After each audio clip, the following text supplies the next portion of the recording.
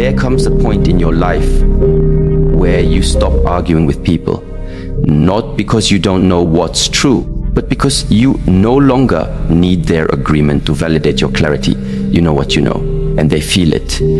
That quiet certainty, it drives them insane, because now they realize you were never reacting. You were simply observing. And in your stillness, they were seen. Let this statement hang in silence. Allow the viewer to breathe. There is a deep truth many overlook in this fast, reactive world. It is often in the silence, in the moments when we do not speak or respond, that the greatest revelations come. When you stop engaging in every conversation, defending yourself or correcting others, something powerful begins to unfold. You start to notice what was always there, unspoken but present.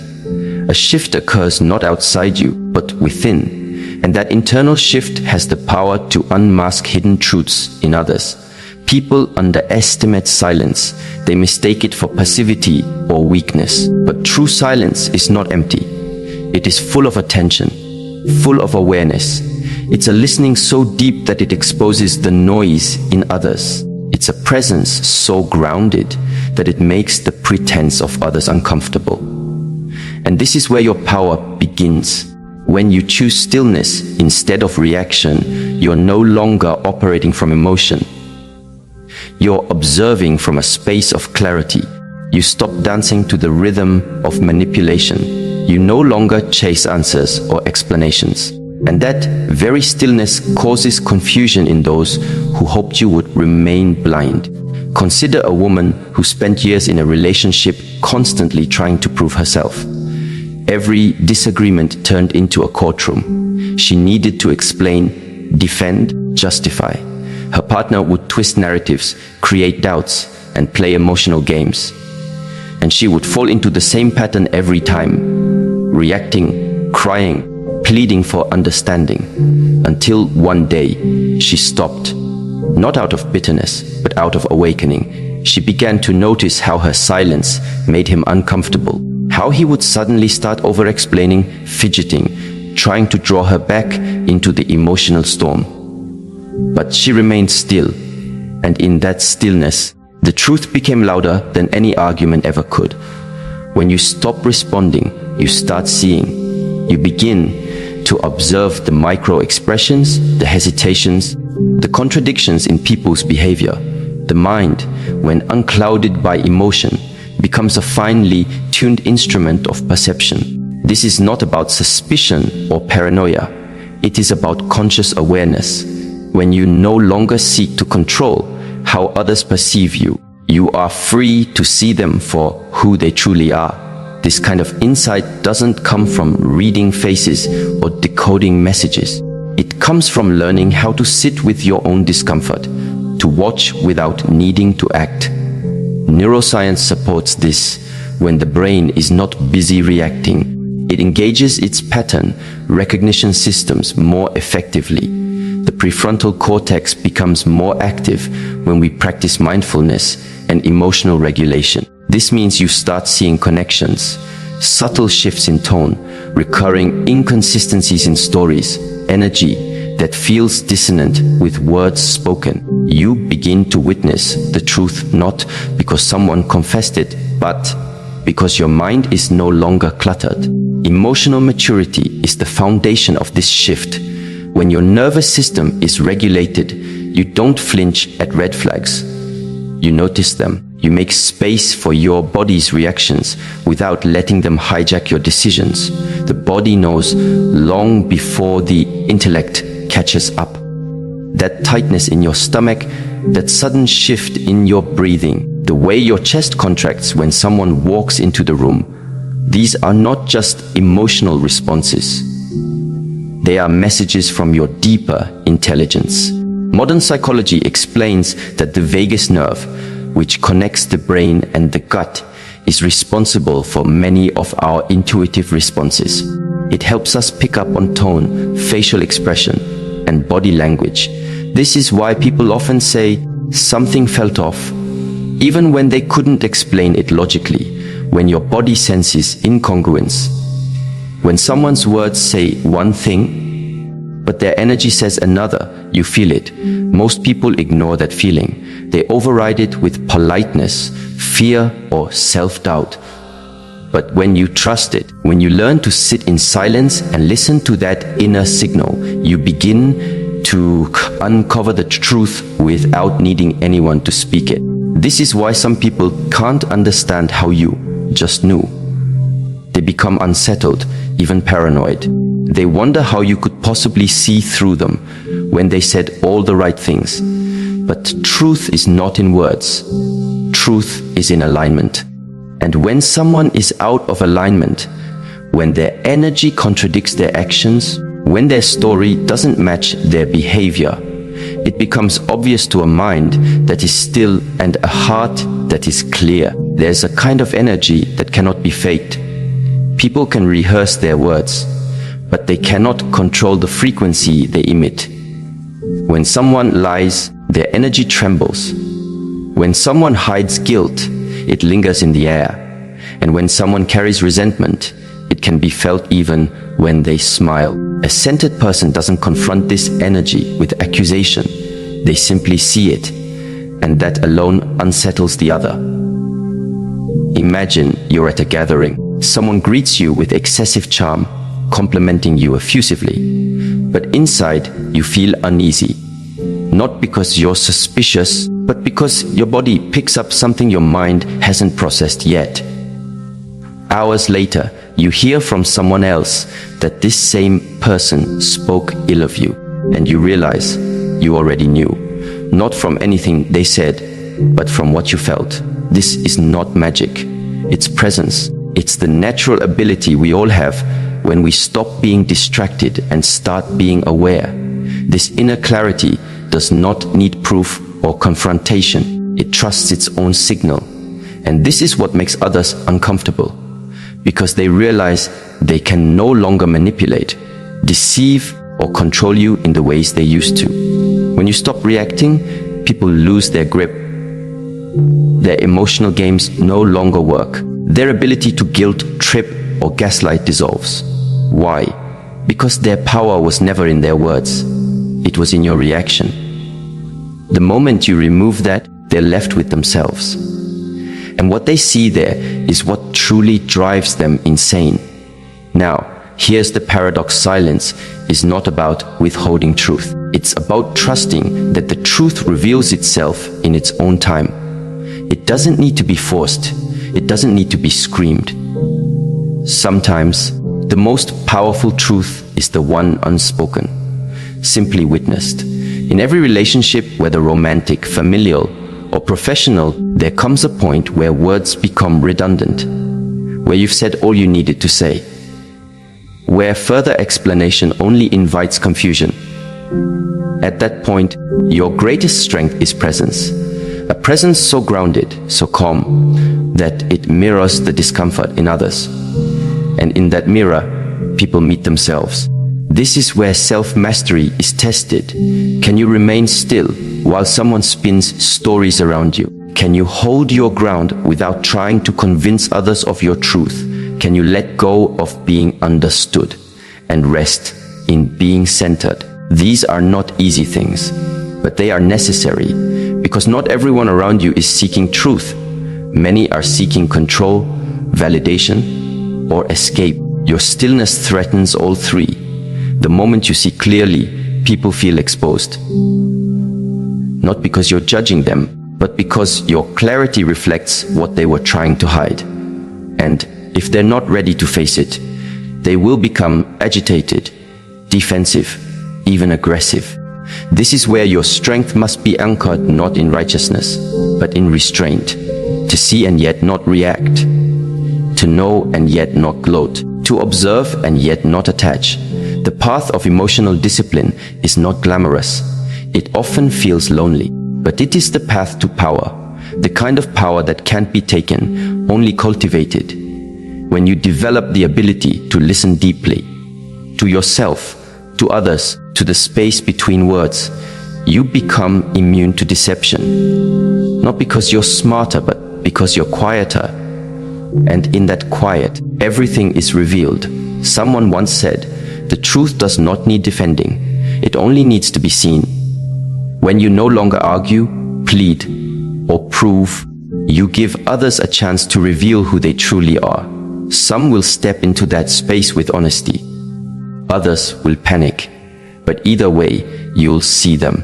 And that seeing is the gift of presence. People aren't going insane because you've exposed them. They're unraveling because your stillness no longer feeds their illusion. You've stopped playing the role they assigned you. You've stopped reacting the way they expected. And now, they don't know how to control the narrative. This is the power of inner peace. It dismantles all manipulation without ever raising its voice. In a world where everyone is busy speaking, competing, proving, choose to listen. Choose to observe. Let your stillness be louder than their noise. Because when you know the truth, you don't have to say it. You embody it. And when that happens, others will feel it, even if they pretend not to. There's a quiet power that comes when you stop taking things personally. When someone insults you, manipulates you, or projects their pain onto you, the natural instinct is to react, defend, retaliate. But the more you evolve emotionally, the more you begin to recognize that much of what people do has little to do with you, and everything to do with what's unresolved within them. Their anger, a reflection of their own frustration. Their coldness, a symptom of internal disconnection. Their rejection, often rooted in self, worth issues that have nothing to do with your value. This shift in perception, this awareness that people project and you simply perceive, is one of the most liberating realizations on the path to relational and emotional maturity. When you begin to internalize this wisdom, something remarkable happens. You stop absorbing other people's chaos as if it belongs to you. Instead, you observe it as an expression of their emotional state. Like watching a thunderstorm through a window, you can witness the lightning, the thunder, the rain, without needing to run into it. You start to develop a kind of emotional boundary that doesn't require walls or distance. It's a boundary built from understanding. Take, for example, a woman who spent years believing she was the problem in her relationships. When her partner became distant, she thought she was being too needy. When he raised his voice, she thought she had provoked it. When he cheated, she believed she wasn't enough. But over time, after cycles of self-blame, she began to understand something deeper. She had been a mirror. She had reflected back to him his own inadequacies, his own fear of intimacy, his own inner wounds. And because he couldn't face them, he projected them onto her. The moment she stopped internalizing his behavior as her fault, she stepped into her power. Not by changing him, but by seeing clearly. This is the nature of projection. People cast onto others what they cannot face within themselves. A man afraid of vulnerability may label a woman as too emotional because her openness threatens his emotional numbness. A woman carrying guilt may accuse her partner of hiding things because she herself has secrets she can't confess. The mind, when burdened with unresolved pain, seeks to find comfort by making others responsible for its distress. This is not conscious. It's a psychological defense mechanism. But understanding it allows you to break free from its grip. You begin to ask better questions.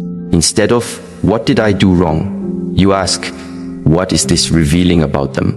Instead of, "Why don't they love me the way I need?" you ask, "Are they even capable of giving that love?" Instead of chasing closure from people who avoid accountability, you create closure by seeing through the illusion. This shift isn't cold, it's compassionate. Because true compassion does not mean absorbing someone's dysfunction as your responsibility. It means holding space for their pain without becoming a container for it. Eastern philosophy often speaks of the mirror mind, the idea that all relationships are reflections. What you see in another reveals what is either present or absent within yourself. But there's another layer. What others project onto you says more about them than it does about you.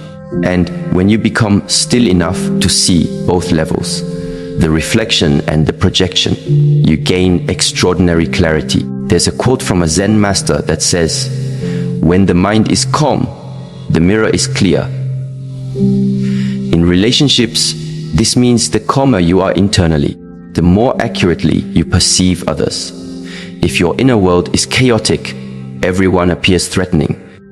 But when you are grounded, you can distinguish between what's yours to carry and what's someone else's burden they've tried to hand you.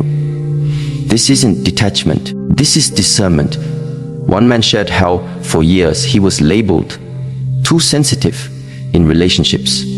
Whenever he brought up concerns, his partners dismissed him as overreacting. He started doubting his own perceptions. But after working deeply on his emotional awareness, he realized he wasn't being too sensitive. He was simply surrounded by people who lacked emotional depth. His presence made them uncomfortable, not because he was wrong, but because he was awake. And when you are awake, you reflect back to others the parts of themselves they are trying to avoid. That's when projection becomes a weapon, but only if you don't recognize it. When you stop absorbing these projections, you stop participating in the drama. You're no longer pulled into battles over things that don't belong to you. And this triggers people, especially those who are used to controlling others through emotional confusion. They begin to wonder how you saw through them, how you remained unmoved by their blame. It disturbs them. Because your calm perception forces them to see themselves, and not everyone is ready for that. This leads naturally into another truth. The mastery of your own energy becomes the foundation for everything else. You can only perceive clearly when you are emotionally centered, when your internal state is no longer dictated by the moods or manipulation of others. You gain a kind of inner stability that nothing external can shake. This is why energy management is more powerful than argument. When your energy is stable, your perception sharpens. You read the room. You feel the shift in energy when someone lies. You pick up on passive aggression wrapped in a smile. You sense when someone is being nice but not sincere. And this ability doesn't come from overanalyzing people. It comes from mastering yourself, from learning to regulate your breath, observe your thoughts, sit with discomfort instead of fleeing from it. Your calm nervous system becomes your superpower. It's like having a clear lens in a foggy world. Everyone else is scrambling to make sense of things, but you remain composed. Not because you know everything, but because you're not drowning in reactivity. There's a quiet authority in someone who doesn't get pulled into every storm. When you respond with calm rather than chaos, people start to feel your presence. It makes them question their own behavior. Not through confrontation, but through contrast. They realize you're not afraid of silence. You're not afraid to be misunderstood. You're not playing emotional tug of war. And this unnerves people who thrive on emotional reaction, because when they can't shake your energy, they lose their power. One woman described how she stopped reacting to her partner's emotional outbursts. Instead of yelling back, she would simply listen. Not with coldness, but with a calm presence. At first, he got louder, trying to provoke a response. But over time, something shifted. He started to feel the weight of his own energy reflected back at him. With no one to argue with, he had to face himself. This is what emotional mastery does. It holds up a mirror, not through force, but through presence. Western psychology affirms this. Studies show that emotional regulation, especially the ability to maintain a coherent heart and brain state, enhances your intuitive abilities. You don't need to second guess people. Your system picks up on inconsistencies. When someone says they care, but their behavior is distant, you feel it. When someone laughs, but their eyes are empty, you notice. This isn't paranoia. This is perception refined by self-discipline. To reach this place, you have to make peace with being the one who sees things others deny. You have to let go of needing others to confirm your truth. You must accept that your energy might intimidate those who are not ready to be seen. And you must trust that your clarity, though uncomfortable for some, is your protection. People may ask you, how did you know? How did you know they weren't sincere? How did you sense something wasn't right? And the answer is simple: you were present. You didn't distract yourself with excuses. You didn't rush to fix or explain. You observed. You breathed. You trusted what your energy told you. And that made all the difference. What many don't understand is that presence is confrontational, not in a violent way, but in a revealing way.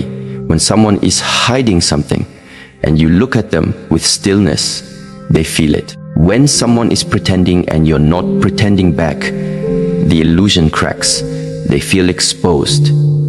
Not because you said anything, but because your energy refuses to play along. And this is why mastering your own energy is not just for your own peace. It becomes a form of silent truth telling.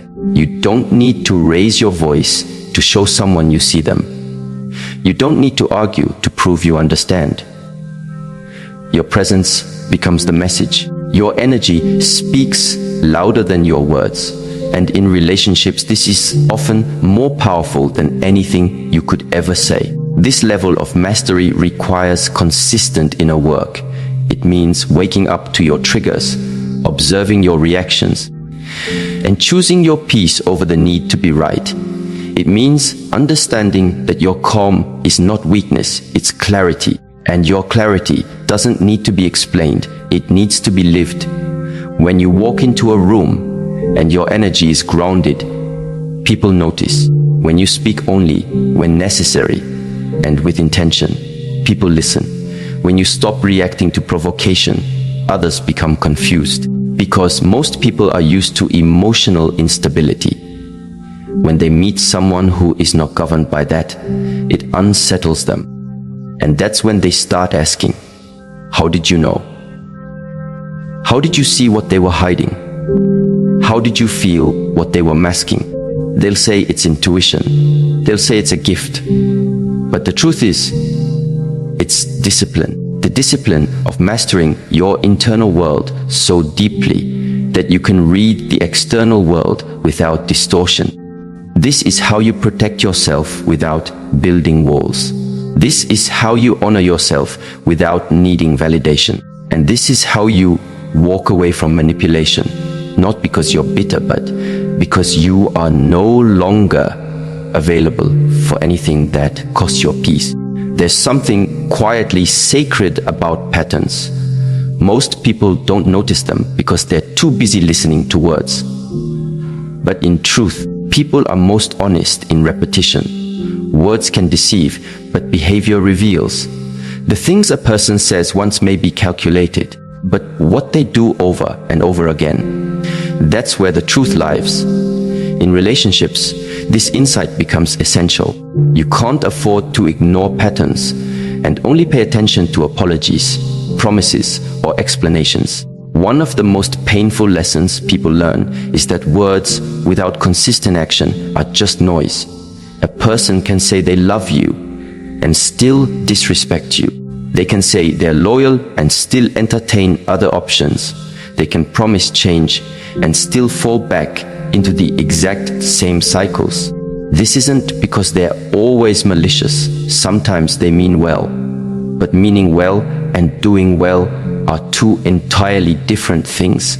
What matters is what they repeat. Imagine someone who disappears for days during emotional conflicts, only to return with kind words and charm. The first time, it might be confusion. The second time, it's inconsistency. But by the third time, it's a pattern. And once a behavior becomes a pattern, It's no longer a mistake, it's a message. The question becomes, are you listening? People often find themselves in painful relationships not because they lack intelligence, but because they ignore patterns. They attach to potential. They cling to early moments. They hope, and in doing so, they bypass the reality of what is continuously happening in front of them. It's easy to get lost in words, especially when someone says exactly what you want to hear. But what you want to hear and what you need to see are not always the same. Love doesn't live in how someone treats you once. It lives in how they treat you over time. Respect is not shown through one grand gesture. It is shown through steady presence, through consistency, through aligned action.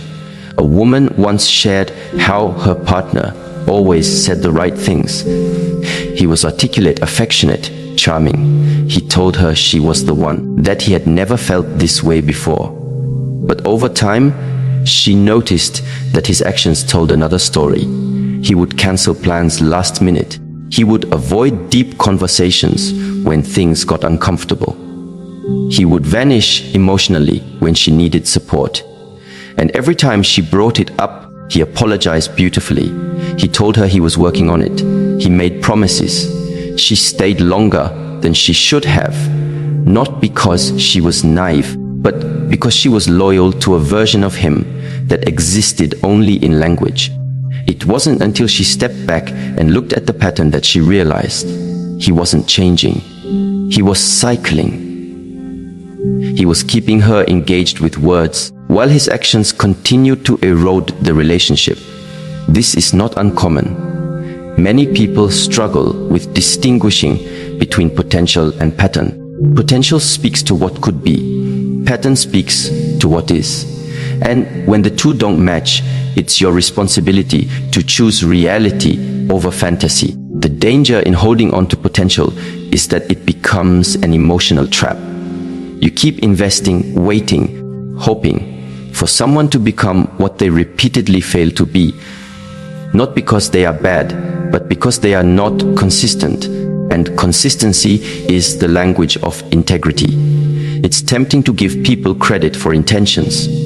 And intentions do matter, but intentions without follow-through create false safety. They keep you attached to ideas rather than facts. In psychology, this is known as cognitive dissonance, holding two conflicting beliefs at the same time. For example, he says he loves me and he continually disrespects my boundaries. These two beliefs can live in harmony. One must be true, but many people try to make both true by creating excuses. He's just stressed. She doesn't know how to communicate. They're not used to healthy love. And while some of these things may be valid, the pattern still remains. And if you ignore the pattern long enough, it begins to erode your self-worth. There's an ancient saying, when someone shows you who they are, believe them the first time. But many people only apply this to dramatic acts of betrayal. The truth is, you can learn everything you need to know about someone by watching what they repeat, especially under pressure. When emotions are high, when conflict arises, when life becomes inconvenient, that's when the truth of someone's character shows itself. Anyone can behave well when things are easy, but true integrity is revealed when it's hard to maintain. Patterns speak louder than confessions. They tell you who someone is when they're not trying to impress you,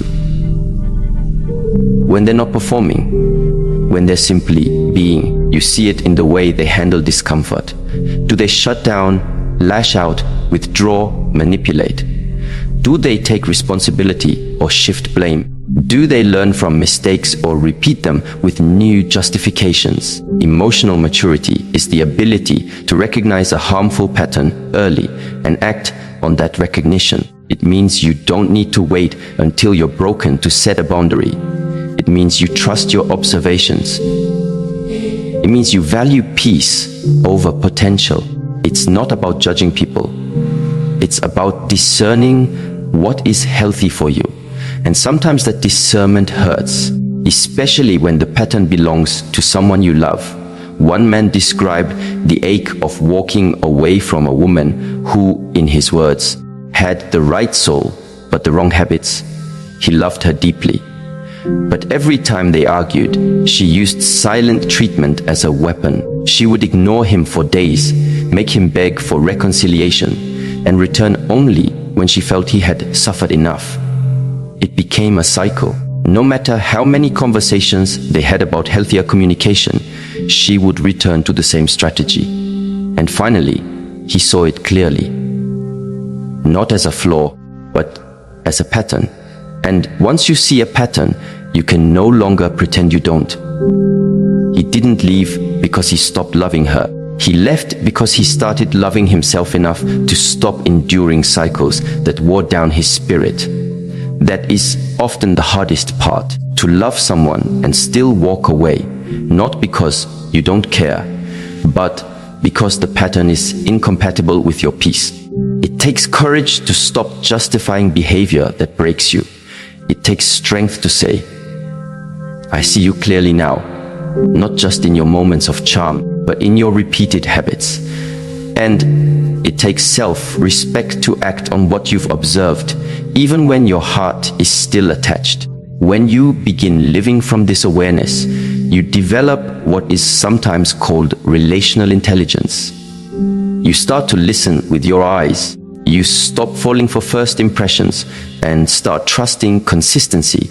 You don't rush intimacy. You observe it. You allow people the space to show you who they are. Not who they say they are, not who they want to be, but who they are when no one is watching. And this shift in perspective changes everything. You begin to notice patterns even in yourself.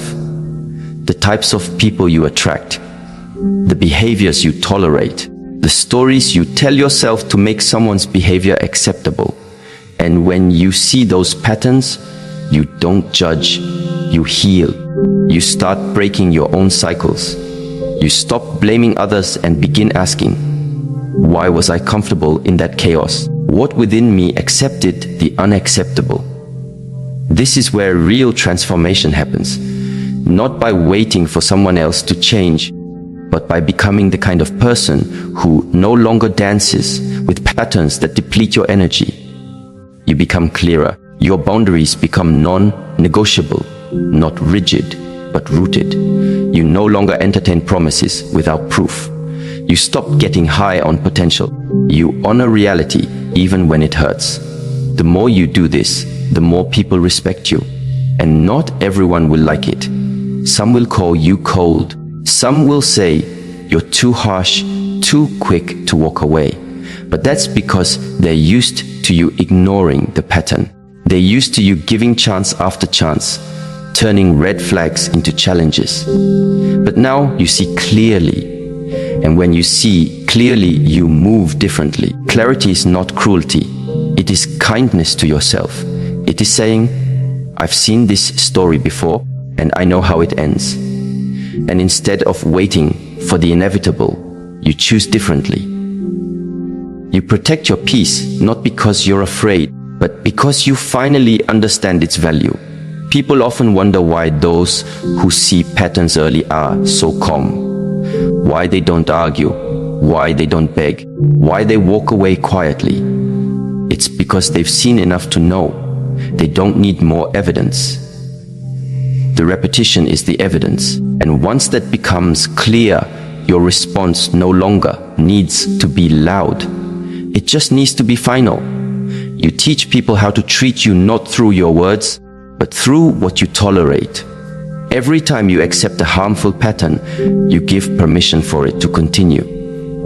But every time you walk away from it, you teach not only others, but yourself that you are worthy of peace, of consistency, of love that doesn't confuse your nervous system. In a world full of noise, of charm, of beautiful lies, may you become the kind of person who listens to rhythm, who sees patterns, who trusts what is repeated over what is promised. Because that's where the truth lives, not in the performance, but in the pattern. And once you begin to live by this awareness, your relationships change, your energy changes, and the people around you, those who cannot keep deceiving, feel it. They don't know how you knew, but you did. You saw the rhythm, you trusted it, and you moved accordingly. When a person sits in stillness, they begin to hear what the world truly whispers. Not through the noise of arguments, not through debates, and certainly not through accusations, but through energy, through tone, through presence, through what is not said. Because it is often in the quietest moments that the truth emerges, unfiltered, untouched, and undeniable. There is something remarkable that happens when we stop reacting and start observing. Silence is not absence, it is awareness. And it is in that awareness that the mask falls off. Not because someone tells you what's true, but because your soul already knows. In relationships, this truth becomes even more powerful. People don't always lie with their words. They lie with their energy, with their absence, with their inconsistency, with the way they say something that doesn't match the feeling in the room. One of the great misunderstandings we carry is the idea that the louder we are, the more valid our position becomes. That if we accuse enough or confront enough, the truth will submit to pressure. But energy doesn't respond to volume. It responds to alignment. You know someone's truth, not because they admit it, but because something inside you stops pretending not to see. Think of the woman who's been in a relationship for years. She feels a shift, nothing obvious, nothing she can prove. But suddenly, his texts are shorter, his tone colder. He used to place his phone face up, now it's always face down. He laughs less, he touches less. She doesn't confront him, not because she's weak, but because she has learned that the silence speaks more than the confrontation ever could. She becomes still, she watches, she listens, not to his words, but to his energy. That is how she knows. Not because he confessed, but because he couldn't hide his truth from her silence. And this is the great spiritual paradox of energy and awareness. When you are loud, you reveal less. But when you are quiet, others reveal everything. There's a story of an elderly Zen master who once had a student accused of stealing. The village demanded the student be punished, shamed, removed. But the master said nothing. He welcomed the student back every day, served him tea, and continued to teach. Months passed, and eventually the true thief confessed. When the villagers returned to the master, apologizing for their false judgment, he simply smiled and said, "Truth is like the wind. It does not need you to shout. It comes when it's time, and it reveals all." In relationships, many go insane not because someone discovered the truth, but because they can't comprehend how someone felt it, how someone saw through the illusion without confrontation. This is what makes your silence powerful. When you become still, you create a mirror. And in that mirror, people often see the reflection of what they've tried to hide. This is not a tactic. It is not manipulation. It is maturity. To allow the truth to come, not force it. To allow people to reveal themselves, rather than baiting them to show what they don't yet understand about themselves. Modern psychology calls this attunement. The ability to read subtle signals, body language, shifts in vocal tone, patterns of behavior. This is not magic, it's awareness. You don't need to study years of neuroscience to feel when someone has emotionally withdrawn. Because presence doesn't lie. Energy doesn't lie. The brain picks up on micro expressions, pauses, hesitations, and changes in rhythm. Even when you're not consciously processing it, the truth enters you like a whisper, long before it becomes visible.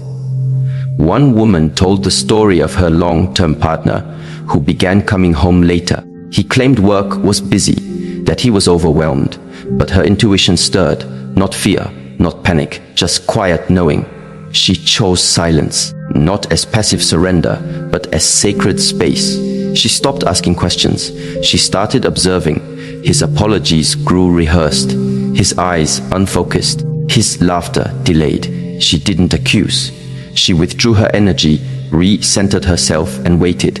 Weeks later, he confessed, not because she interrogated him, but because the weight of her non-reactive presence forced him to confront his own lie. This is what energy does. It doesn't confront, it invites. And this invitation can feel maddening for someone who thrives in manipulation. They're used to people who react, who defend, who argue. But when you're centered, when you are deeply aligned with your own awareness, there's no reaction for them to feed off. Just silence, just knowing. And it is that very knowing that drives them to unravel. There is immense strength in choosing silence over reaction. This is not about being passive. It's about being powerful enough to not need validation. You are no longer seeking to win an argument. You are watching the game disintegrate in front of you because you've stepped out of it. You no longer need someone to confess for you to believe what your body already told you. There's a quote that says, "When you let someone lie to you, you give them the space to bury themselves in their own deception. That space is your silence. That stillness is your power. Because when a person speaks, their truth hides. But when you are quiet, their soul begins to speak, even if their mouth does not." In relationships, this inner awareness is essential. Not everything needs to be spoken. Not every suspicion needs to be aired. Sometimes what's needed is stillness. Why? Because in stillness, you start to see the pattern. You start to see the cycles, the gaps between words, the difference between love and performance. There's a moment when affection feels like duty, when eye contact feels like strategy, when touch feels absent even when it happens. That's how you know. And you don't need to argue about it. You just observe. Silence also does something to your nervous system. In the chaos of relational confusion, your brain gets hijacked. The amygdala fires. Your heart rate increases. You want answers. You want clarity. You want to know. But when you choose stillness, you activate a different system, the parasympathetic nervous system. This allows calm, reflection, regulation. And in that calm, you don't just see the other person clearer, you see yourself. This is the gift of energy-based awareness. It brings the truth, but it also brings self-respect. You stop begging for honesty. You stop chasing closure. You stop trying to extract from someone what they're unwilling or incapable of giving. And instead, you become a silent observer of what their energy always knew how to say. Consider this. A woman once said she discovered the truth about her marriage not through messages or confessions, but through her own emotional detachment. She realized she no longer felt safe emotionally, not because he said anything cruel, but because his presence was always somewhere else. She would speak and he would nod, but she could feel he wasn't there. And when she brought it up, he blamed work, fatigue, stress. But energy has no excuses. It simply tells the truth. Eventually, he left. And though she was hurt, she was not surprised, because she had already said goodbye in her heart long before he packed his bags. There's a reason ancient wisdom warns against reactive living. Reactivity blinds. It makes you miss the quiet evidence that's already present. When you fight to prove something, you often lose the clarity to simply see what's already unfolding. In modern terms, the prefrontal cortex, your center for reason, logic, and executive function, shuts down when you're triggered. That's why silence is not just a spiritual principle, it's a neurological tool. When you slow down, breathe, observe, and regulate, you create space for discernment. And in that space, you don't just hear what's said, you feel what's true. People often ask, but what if I'm wrong? What if I misread their energy? The truth is, awareness is not about control. It's about clarity. If your spirit stirs in discomfort, you don't need to make decisions immediately, but you honor that feeling. You become still. You collect data. You observe not only them, but yourself. And from that grounded place, the path always becomes clear. This kind of wisdom doesn't come from books. It comes from pain, from being betrayed, gaslighted, dismissed, and still choosing not to harden, but to become wiser, stronger, softer in heart, sharper in spirit. This silence is not for everyone. Some will interpret it as weakness, others as indifference, but those who are wise will see it for what it truly is. A form of sacred awareness, a type of still power. You no longer beg for the truth. You become the place where the truth reveals itself. A friend once said, "You don't lose people when you stop talking. You discover who was never listening." And that is what silence uncovers. When you step back, those who truly care will lean in. Those who don't will vanish. And that disappearance is not punishment. It's clarity. Let the silence do its work. Let your presence speak for you. Let your energy become the mirror that no light can hide from. Because at the end of the day, people don't go insane because you shouted at them. They go insane because you saw them, truly saw them, and didn't flinch. You didn't scream. You didn't chase. You just stood there in your stillness and knew. And knowing in a world obsessed with noise is the most terrifying power of all. When someone operates from inner alignment, they don't need to raise their voice to be heard, nor seek validation to feel seen. Their presence alone carries the weight of truth. This truth isn't always loud. It doesn't need to be.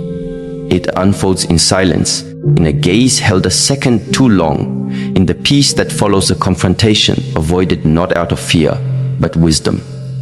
Those who attempt to deceive, manipulate, or play games often find themselves confused in the presence of someone grounded in inner clarity. They may wonder, "How did you know? How did you see through me?" And the answer is simple yet difficult to accept. Because truth recognizes truth and awareness doesn't sleep. This speech was never about revenge or proving superiority. It was a path toward honoring your intuition, sharpening your discernment, and recognizing that knowing the truth is not a weapon, but a responsibility. It's about not lowering your standards to be understood by people committed to misunderstanding you. It's about walking away from chaos without needing to explain yourself. It's about embodying a type of quiet strength that makes others reflect on their own noise. And the real power lies not in exposing others, but in becoming so in tune with yourself that their games no longer affect you. When they go insane trying to understand how you knew, it's because they haven't yet realized that the truth isn't hidden. It's just that you've chosen to see what they pretend not to. Keep choosing awareness over assumption, energy over appearances, and peace over the need to be right. Because in that stillness, in that self-mastery, you become untouchable, not by controlling others, but by knowing deeply who you are. And that kind of knowing, that's what truly drives them insane.